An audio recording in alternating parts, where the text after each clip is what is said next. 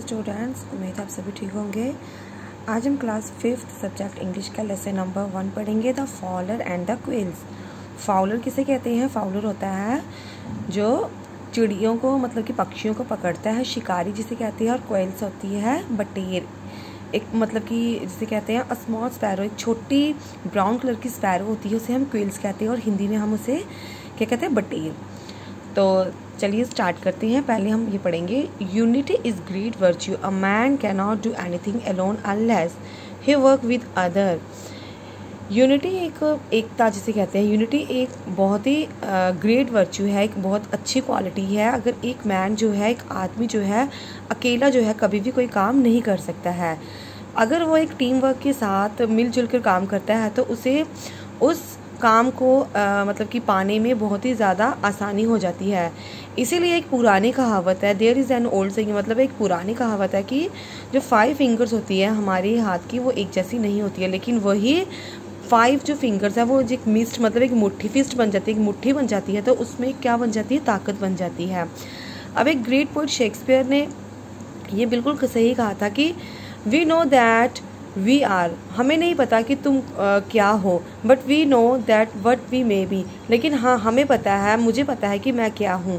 If we cooperate, अगर हम cooperate करेंगे एक दूसरे के साथ तो कोई भी जो है दूसरा जो है हमारे मतलब कि हमें ना ही नुकसान पहुँचा सकता है, ना ही वो किसी चीज़ का फ़ायदा उठा सकता है। लेकिन अगर हम लोग झगड़ा करेंगे या फिर मतलब कि एक दूसरे के अगेंस्ट चले जाएंगे तो वही जो एनिमीज़ है, दुश्मन है, वो इसी बात का फ़ायदा ले जाएंगे। तो अब हम रीड करेंगे स्टोरी को कि एक मदर टेरेसा ने एक बात कही थी, क्या वो सही है कि गलत है?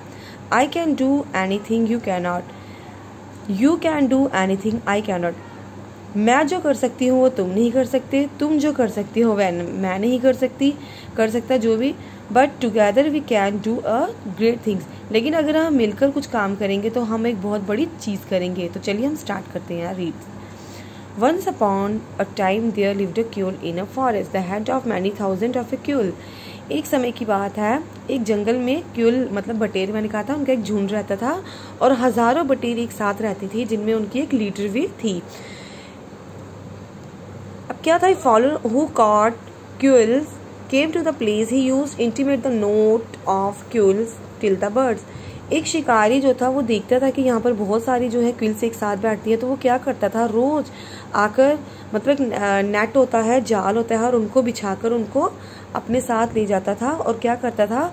उन सबको अपने साथ टोकरी में बिठाकर और शाम को बाजार में जाकर बेच जाता था, जिससे कि उसको काफ़ी क्या होता था? पैसे मिलते थे। Now one day the leader quail said to other quails, this fowler is created havoc among our quails walk. I have a device where by he will be unable to catch us, henceforth the very moment he throw his net over you, let each one of you put his head through a net, then all of you together must fly away with net to such place as you please।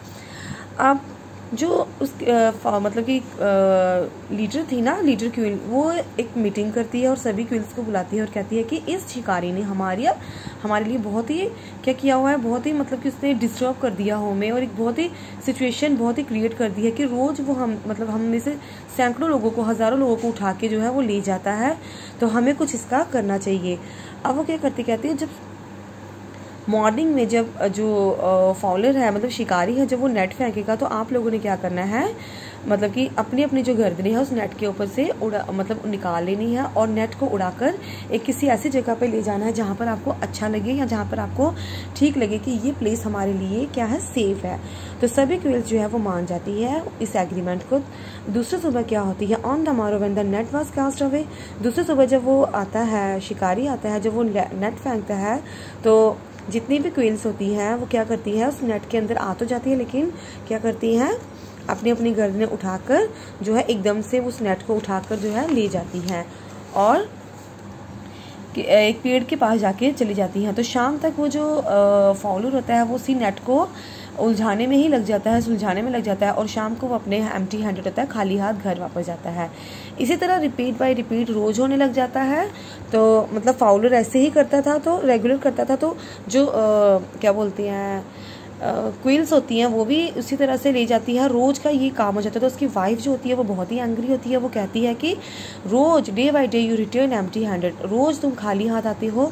मुझे लगता है I suppose you have get a second establishment to keep elsewhere, मुझे लगता है तुम्हारा कोई शायद दूसरा ठिकाना है।